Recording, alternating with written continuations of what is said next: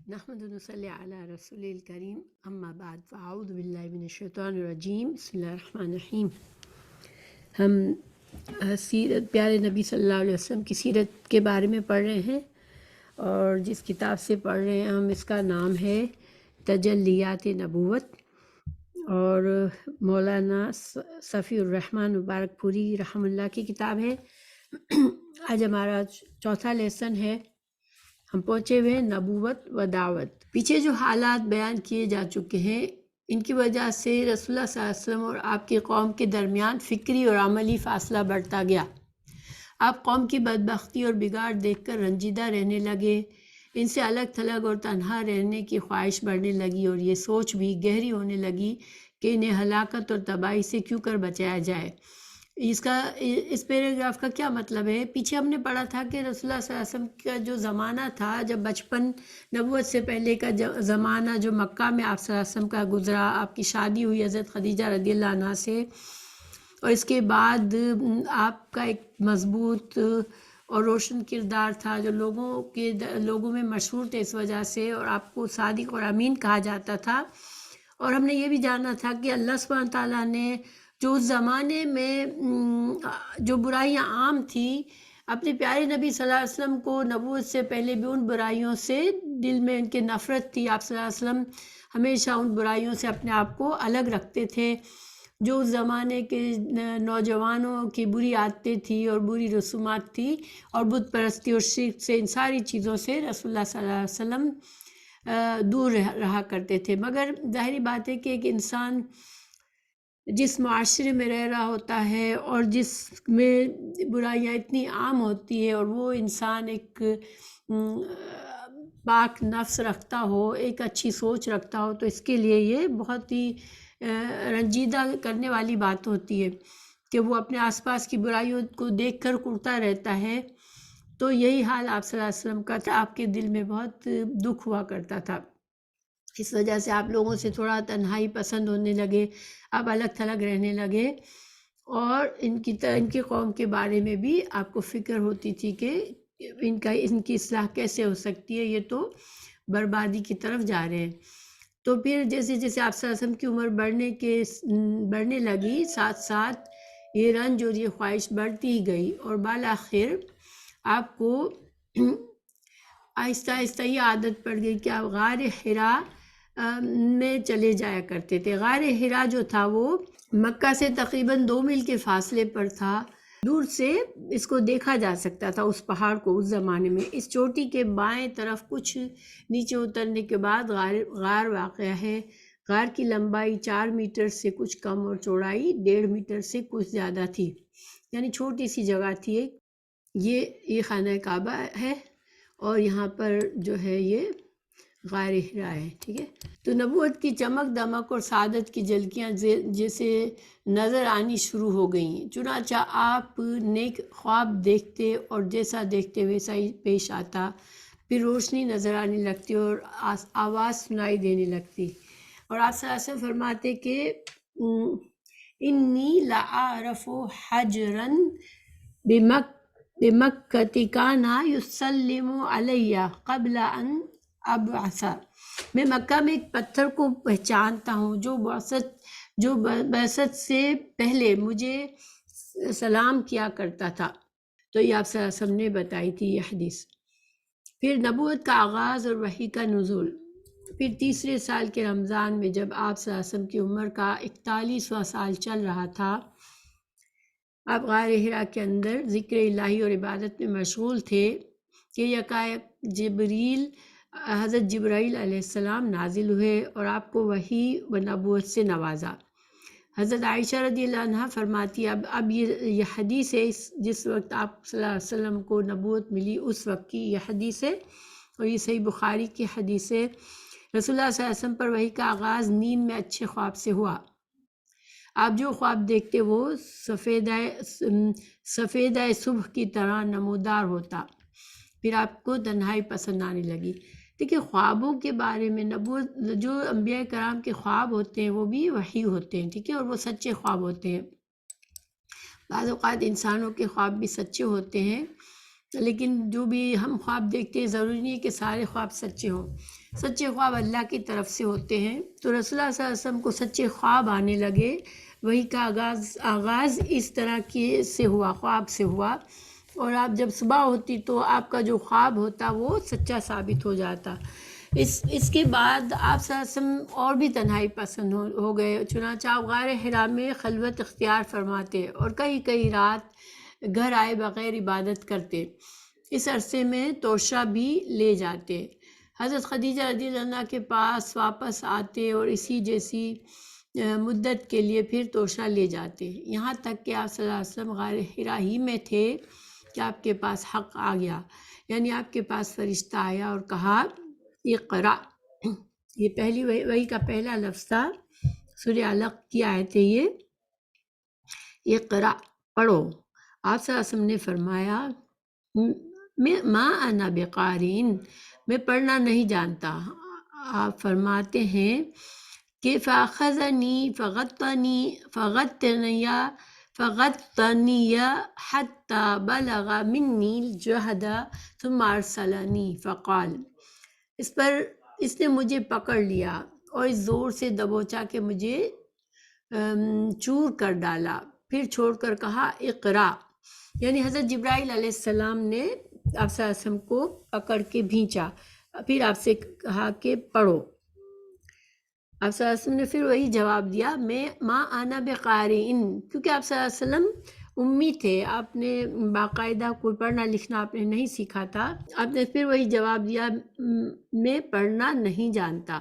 فاخذنی فغطنی الثانیۃ حتی بلغ منی الجہد ثم ارسلنی فقال، اس نے دوبارہ پکڑ کر دبوچا اور چور کر ڈالا، پھر چھوڑ دیا، پھر کہا اقرا پڑھو۔ فقلت ما انا بقارئ، میں نے کہا میں پڑھا ہوا نہیں ہوں۔ پھر اس فرشتے نے مجھے پکڑا، فغطنی ثالثۃ ثم ارسلنی فقال، اس نے تیسری بار دبوچا اور کہا اقرا بسم ربک الذی خلق، خلق الانسان من علق، اقرا وربک الاکرم الذی علم بالقلم، علم الانسان ما لم یعلم، پڑھ اپنے اس پروردگار کے نام سے جس نے پیدا کیا، انسان کو لوتھڑے سے پیدا کیا، پڑھ تیرا رب بڑا کریم ہے جس نے قلم کے ذریعے سے علم دیا، انسان کو وہ بات سکھائی جسے وہ جانتا نہیں تھا۔ علق کی شروع کی 5 آیات جو تھی وہ پہلی وحی میں نازل ہوئی تھی۔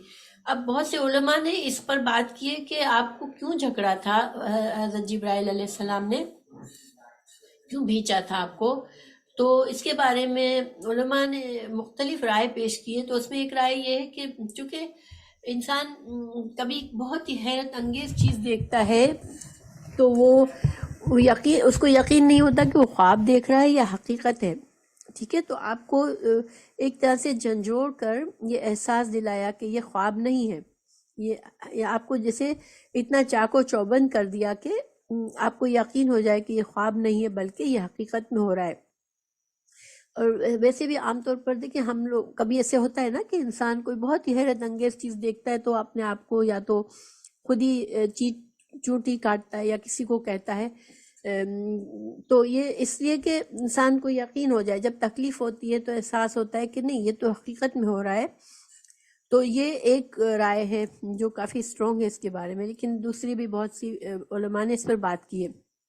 بہرحال یہ جو پہلی وحی نازل ہوئی تو اس کے بعد آپ صلی اللہ علیہ وسلم جو تھے، ظاہری بات ہے بہت ہی عجیب و غریب واقعہ پیش آیا تھا آپ کے ساتھ، تو ایک انسان ہونے کے ناطے آپ بہت زیادہ خوف زدہ ہو گئے، آپ کا دل کانپ رہا تھا۔ حضرت خدیجہ کے پاس پہنچ کر فرمایا زملونی زملونی، مجھے چادر اڑا دو، مجھے چادر اڑا دو۔ انہوں نے چادر اڑا دی، پہلے تک یہاں تک کہ دہشت جاتی رہی۔ پھر حضرت خدیجہ رضی اللہ عنہ کو واقعہ سنا کر فرمایا لقد خشیت علی نفسی، مجھے اپنی جان کا ڈر لگتا ہے۔ انہوں نے کہا کلا واللہ ما یخزیک اللہ ابدا انک لتصل الرحم وتحمل الکل وتکسب المعدوم وتقری الضیف وتعین علی نوائب الحق۔ اللہ کی قسم ایسا ہرگز نہیں ہو سکتا۔ اللہ آپ کو کبھی رسوا نہیں کرے گا۔ آپ صلہ رحمی کرتے ہیں، بے سہاروں کا بوجھ اٹھاتے ہیں، تنگ دست لوگوں کی مدد کرتے ہیں، مہمان کی میزبانی کرتے ہیں، حق کے سلسلے میں پیش آنے والے مصائب میں مدد فرماتے ہیں۔ اس کے بعد حضرت خدیجہ رضی اللہ عنہ آپ کو اپنے چچیرے بھائی ورقہ بن نوفل کے پاس لے گئیں۔ وہ دور جاہلیت میں عیسائی ہو گئے تھے اور عبرانی لکھنا جانتے تھے، چنانچہ توفیق الہی کے مطابق عبرانی میں انجیل لکھتے تھے۔ اس وقت وہ بوڑھے اور نابینا ہو چکے تھے۔ حضرت خدیجہ رضی اللہ عنہ نے ان سے کہا، بھائی جان آپ اپنے بھتیجے کی بات سنیں۔ ورقہ نے کہا، بھتیجے تم کیا کہتے ہو؟ آپ صلی اللہ علیہ وسلم نے جو کچھ دیکھا تھا بیان کر دیا۔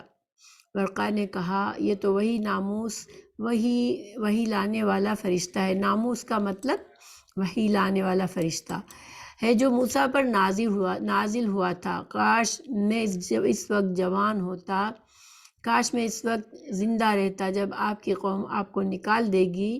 رسول اللہ صلی اللہ علیہ وسلم نے فرمایا، اب مخرجی ہم، تو کیا میری قوم مجھے نکال دے گی؟ یعنی آپ صلی اللہ علیہ وسلم کو بہت حیرت ہوئی کہ میری تو بڑی عزت ہے میری قوم میں، اور مجھے صادق اور امین یہ لوگ کہتے ہیں، تو کیوں وہ مجھے نکالیں گے؟ کیا ایسے برے حالات ہو جائیں گے کہ وہ مجھے نکال دے گی؟ ورقہ نے کہا، ہاں، کوئی ایسا آدمی نہیں جو تمہارے جیسا پیغام لایا ہو مگر اس سے دشمنی نہ کی گئی ہو۔ تو یہاں یہ ہمیں سمجھنے کی ضرورت ہے کہ حق جو ہے نا، انسان جس معاشرے میں ہر طرف برائی پھیلی ہوئی ہوتی ہے، اگر وہاں انسان کوئی حق کی بات بتاتا ہے، انسان کی اصلاح کرنے کے لیے کوئی اچھی بات کرتا ہے، تو یہ بہت ہی زیادہ ہمت کی بات ہوتی ہے، کیونکہ جو لوگ حق سے دور ہوتے ہیں وہ حق کو قبول کرنے کے لیے ہمیشہ اس سے لڑتے ہیں، جھگڑتے ہیں، مگر وہ حق کو قبول نہیں کرنا چاہتے اور اپنے برے طریقوں کو نہیں چھوڑنا چاہتے۔ تو بہرحال ورقہ نے کہا، اگر میں تمہارا وہ دن جس دن تمہاری قوم تمہیں مکہ سے نکالے گی، میں نے وہ دن پا لیا تو تمہاری زبردست مدد کروں گا۔ اس کے بعد ورقہ جلد ہی فوت ہو گئے اور وحی رک گئی۔ اچھا، ورقہ کے بارے میں ایک مشہور بات ہے، کیونکہ ورقہ جو تھے وہ جب تک آپ صلی اللہ علیہ وسلم ان سے ملے اس وقت تو وہ ظاہری بات ہے آپ صلی اللہ علیہ وسلم کی پہلی وحی تھی۔ آپ صلی اللہ علیہ وسلم نے ابھی کوئی دعوت دین دینے کا آپ کو حکم نہیں ہوا تھا اللہ کی طرف سے، اور نہ ہی آپ نے دعوت دی تھی، آپ نے تو صرف ایک واقعہ بیان کیا تھا۔ لیکن چونکہ ورقہ نے یہ الفاظ کہے کہ اگر میں اس وقت تک زندہ ہوتا جب آپ جو ہے وحی کی دعوت دیں گے اور لوگ آپ کی دعوت میں سن کر آپ کے خلاف ہو جائیں گے، تو اس وقت میں آپ کی ضرور ساتھ دیتا۔ تو یہ گویا کہ آپ رسول اللہ صلی اللہ علیہ وسلم کی سچائی، نبوت کی سچائی کی گواہی دی انہوں نے، اور انہوں نے اسلام لانے کی گواہی دی کہ میں ضرور آپ صلی اللہ علیہ وسلم کی بات کو مانوں گا اور آپ کا ساتھ دوں گا۔ تو اس کے وجہ سے یہ کہا جاتا ہے کہ ورقہ جو تھے وہ مسلمانوں ہی کے ساتھ ہوں گے۔ وہ ورقہ کو جنت کے لباس میں دیکھا گیا۔ چونکہ انبیاء کرام کے خواب سچے ہوتے ہیں تو اس سے یہ اخذ کیا گیا کہ ورقہ جو ہے وہ مسلمان ہو کے فوت، حالانکہ نبوت کا ابھی دعوت نہیں عام ہوئی تھی، مگر ورقہ اسلام کی حالت میں فوت ہوئے۔ اچھا، یہ سارے حوالے ہیں بخاری اور مسلم کی احادیث ہیں ساری۔ یہاں پر ایک تھوڑا سا جو پیچھے ہم نے پڑھا، حضرت خدیجہ رضی اللہ عنہا کا جو کردار سامنے آتا ہے کہ آپ صلی اللہ علیہ وسلم کا اور رسول اللہ صلی اللہ علیہ وسلم کا حضرت خدیجہ سے کتنا پیارا ریلیشن تھا کہ آپ جب پریشانی کی حالت میں، خوف کی حالت میں پہنچے تو سب سے پہلے اپنی زوجہ سے اپنی تکلیف اور اپنی جو بھی گھبراہٹ تھی وہ شیئر کی۔ اور یہ بہت ہی جب اچھا ریلیشن ہوتا ہے شوہر اور بیوی کا، تو جب انسان اتنا آرام سے اپنی پریشانی اپنی بیوی کو بتا سکتا ہے، اپنا خوف اپنے کسی خوف کا ذکر کر سکتا ہے۔ پھر حضرت خدیجہ رضی اللہ عنہا کی سمجھداری اور کتنا اچھی طرح سے آپ کو تسلی دی انہوں نے، اور آپ کے وہ کردار کی وہ اچھائیاں بیان کر کے آپ کو تسلی دی، کیونکہ رسول اللہ صلی اللہ علیہ وسلم کو یہ خوف لاحق ہوا کہ یہ اتنا عجیب و غریب واقعہ میرے ساتھ ہوا ہے، تو کہیں خدا نخواستہ میرے کچھ مجھ پر کوئی جیسے برا اثر تو نہیں ہو گیا، کسی بری چیز کا اثر تو نہیں ہو گیا، یا کوئی ظاہری بات ہے ایک انسان ہونے کے ناطے ایک بہت ہی نئی چیز آپ کے ساتھ